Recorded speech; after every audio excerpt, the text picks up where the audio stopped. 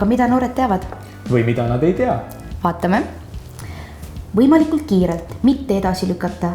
Seega alates järgmisest päevast. Esimesel võimalusel, et kiiresti jaole saada. Turvalisuse mõttes võiks seda kohe peale kaitsmata vahekorda teha. Esimesel võimalusel. Kohe, nii kiiresti kui võimalik. Kas või samal päeval? Koheselt, esimesel võimalusel. Kohe! 3 päeva möödudes.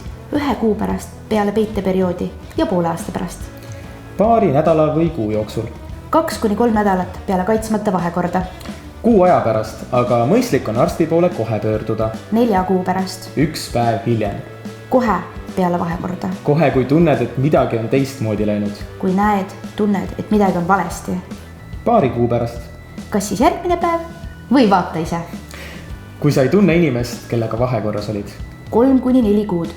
Sellel võib olla peiteaeg. Enne ja peale seksi. 3 päeva. Järgmisel päeval. 48 tundi. Lähima 48 tunni jooksul oleks hea, aga võib kuni 72 tundi. Regulaarselt enne ja pärast vahekorda, vähemalt poole aasta jooksul. Kas sina tead?